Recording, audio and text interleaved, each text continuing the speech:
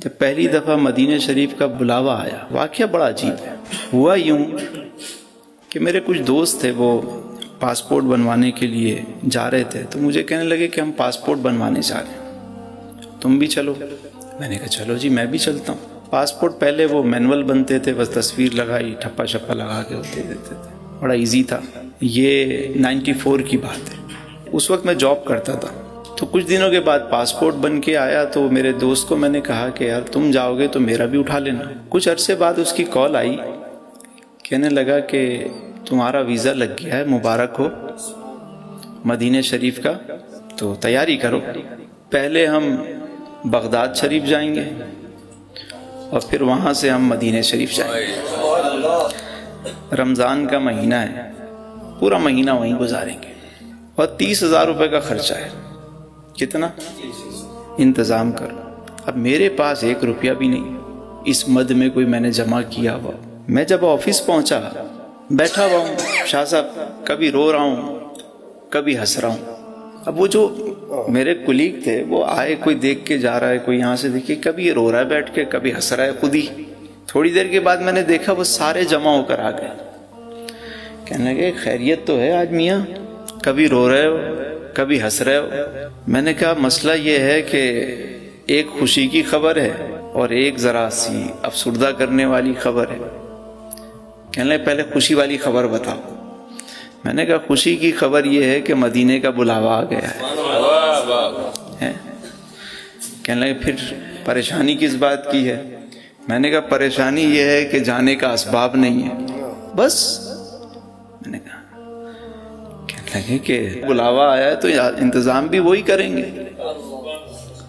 میں نے کہا پھر بھی انہوں نے مجھے ایک ڈیڈ لائن دی ہے کہ اس تاریخ تک پیسے پہنچاؤ، میرے پاس تو پیسے ہی نہیں ہیں۔ خیر وہ چلے گئے۔ تھوڑی دیر کے بعد میں نے دیکھا پھر وہ سارے آ گئے، کہنے لگے کہ تسلیم بھائی، ہم لوگوں نے ایک کمیٹی ڈالی ہے 1000 روپے کی ماہانہ پہ، تو ہم تو سوچ رہے تھے پہلی کمیٹی ہم میں سے کوئی لے گا، لیکن ہم نے فیصلہ کیا کہ پہلی کمیٹی 20,000 روپے کی آپ کو دیتے ہیں۔ نہیں ہزار سفر باز کہاں کا منصب کہاں کی دولت، قسم خدا کی یہ ہے حقیقت، جنہیں بلایا ہے مصطفیٰ نے وہی مدینے کو جا رہے ہیں۔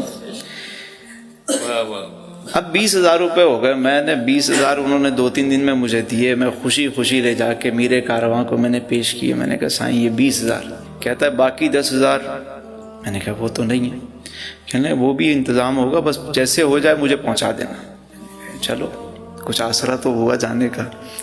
اب دل مطمئن ہو گیا، اب تیاری شروع کیا کرنی، خوشی میں نیند نہ آئے، مطلب بس رات کو بھی وہی سپنے وہی چیزیں کہ بس جا رہے ہیں۔ جس دن روانگی تھی تو وہاں میرے دوست یار آئے، سارے جمع ہو گئے، سب کو پتہ چل گیا بھائی۔ ان دنوں تو مطلب مدینہ شریف یا حج پہ جانا مطلب اس طرح تو قافلے نہیں بنتے تھے کہ جیسے اب ماشاءاللہ ہر کم لوگ جاتے تھے۔ تو وہ ہوا یوں، جب میں جانے لگا، چونکہ پہلے بغداد شریف جانا تھا تو ہم نے کپڑے پہنے ہوئے تھے، احرام پہنا ہوا نہیں تھا، تو میرے ایک دوست نے میری جیب میں کچھ ڈال دیا۔ میں نے کہا کیا ہے؟ کہنے کچھ نہیں بس خیر ہے۔ میں نے کہا ٹھیک ہے۔ ایئرپورٹ پہنچے تو میرے ایک بھائی صاحب ہیں، انہوں نے میری دوسری جیب میں کچھ ڈالا۔ میں نے کہا کیا ہے یہ؟ کہنے کچھ نہیں بس ٹھیک ہے۔ اب میں جب اندر گیا ایئرپورٹ کے، امیگریشن کا سارا پروسیس کمپلیٹ ہوا، میں جا کے بیٹھا، تو میں نے جا کے جب سارے کام سے فارغ ہوا، میں نے کہا جیب میں دیکھوں تو صحیح کیا ہے۔ ادھر ہاتھ ڈالا تو یہاں سے 5,000 روپے نکلے، اور ادھر ہاتھ ڈالا تو یہاں سے 5,000 روپے نکلے۔ 20 پہلے مل چکے تھے، 5 اور 5 30 پورے میں نے اٹھائے، خوشی خوشی۔ میرے کارواں بھی اندر تھا، میں نے کہا یہ لیجئے جی، ہو گئے۔ کہنے لگے میں نے کہا تھا نا ہو جائیں گے، تم خامخواہ پریشان ہو رہے تھے۔ اب ہم چل پڑے، 10 دن ہم بغداد شریف میں رہے، اور پھر اس کے بعد مکہ المکرمہ، پھر مدینہ المنورہ میں پہنچے۔ ماشاءاللہ بڑا رمضان کا مہینہ، سحری افطار، شب و روز گزر رہے ہیں، پہلی حاضری تھی بس۔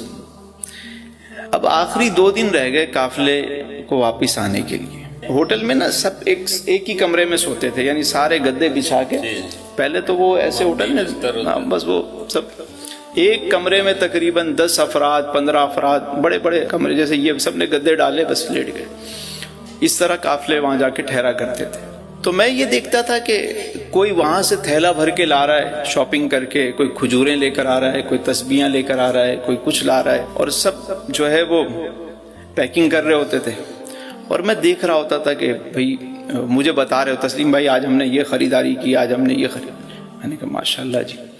میں سوچ رہا ہوں کہ یار میرے پاس تو پیسے نہیں ہیں کہ میں کوئی خریداری کروں، چلو کوئی بات نہیں ہے، آ گئے یہ کم ہے کیا، لیکن کہیں نہ کہیں انسان کے ذہن میں ہوتا ہے کہ یار گھر والوں کے لیے کوئی کھجور پانی کوئی تسبیح لے کر ہی جائے، بندہ آیا ہے تو کوئی کھجور بھی مل جائیں، چیزیں بھی مل جائیں۔ تو میں فجر کے بعد مسجد نبوی میں بیٹھا ہوا ہوں، نماز پڑھ کے میں اپنے معاملات سے فارغ ہوا تو دعا مانگ رہا تھا، آنکھیں بند تھیں، دعا مانگ رہا ہوں۔ جیسے ہی میں نے آنکھیں کھولی تو میں نے دیکھا میرے ایک دوست وہاں بیٹھے ہوئے میرے سامنے، اور مجھے ٹکٹکی باندھ کے وہ دیکھ رہے ہیں کہ یہ کب دعا ختم کرے تو میں اس سے سلام دعا کروں۔ میں دعا کروں، میں ارے ماشاء اللہ حاجی صاحب کیا حال ہیں، کہا ارے تسلیم بھائی آپ کب آئے؟ میں نے کہا بس کرم ہو گیا جی، میں بھی آ گیا یہاں پہ۔ اچھا، بات چیت ہوئی، اس کے بعد جب وہ جانے لگے تو انہوں نے میری جیب میں کچھ ڈالا۔ میں نے کہا سائیں کیا ہے؟ کہنا نہیں کچھ بس آپ، ارے نہیں رکھ لو۔ خیر وہ چلے گئے۔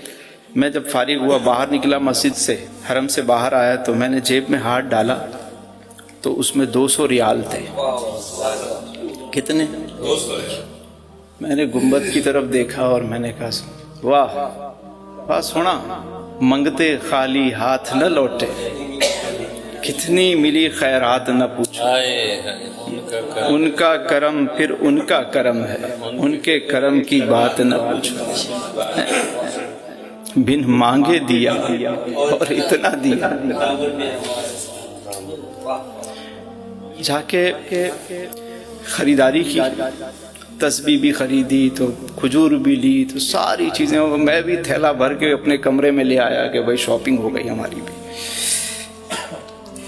اب اس سے آگے کی بات سنیں، شاپنگ بھی ہو گئی، بغداد شریف بھی، مدینہ شریف کا سفر بھی ہو گیا، سب چیزیں ہو گئی، اور مدینہ کی جدائی اپنی جگہ کے قافلہ جو ہے، جب ہم واپس ایئرپورٹ میں آ گئے، سارے معاملات سے فری ہو گئے، تو میر کارواں نے کہا کہ بھائی سارا حساب کتاب کرنے کے بعد فی کس پر پرسن 2700 روپے جو ہے وہ بچے ہیں، تو جو لینا چاہتا ہے وہ لے لے، اور جو نہیں لینا چاہتا تو کسی بھی کار خیر میں ہم اس کو استعمال کر لیں گے۔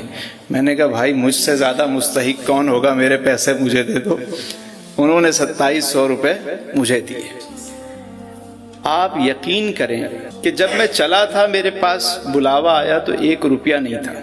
میں جب مدینہ شریف سے واپس آیا تو میری جیب میں پیسے بھی تھے، خریداری بھی کی، سارا سفر بھی، اور اس کے بعد وہ دن ہے اور آج کا دن ہے، وہ دن ہے اور آج کا دن ہے، کبھی کسی سے مانگنے کی ضرورت نہیں پڑی،